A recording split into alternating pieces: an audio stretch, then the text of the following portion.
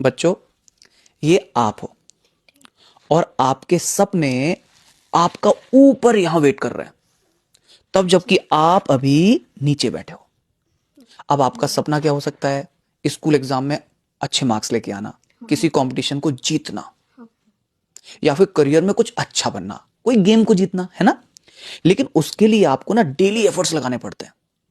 अगर आपने daily efforts नहीं लगाए ना तो क्या इंपैक्ट आएगा, एक बार समझते हैं। जैसे फॉर एग्जांपल, मंडे को आपने पढ़ाई करी, प्रैक्टिस करी, और फिर आपको लगा कि ट्यूसडे है, रेस्ट कर लेते हैं, आराम कर लेते हैं, तो आपने ट्यूसडे को आराम कर लिया। अब आप मंडे पर थे, ट्यूसडे तो चला गया।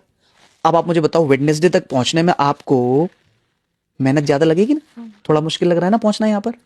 फिर आपको लगा कि नहीं नहीं, एक काम करते हैं, वेडनेसडे को भी रेस्ट कर लेते हैं।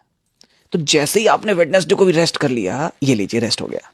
अब आप मुझे बताइए, आप जब यहां हो, अब ऊपर पहुंचना आपके लिए मुश्किल हो गया या नहीं हुआ मुश्किल?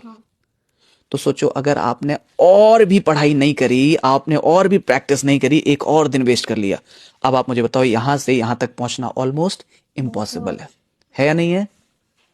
इसका मतलब क्या हुआ?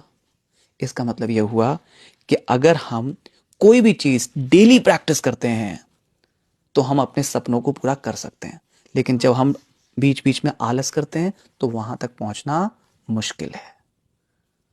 Got it? तो क्या सीखा आपने?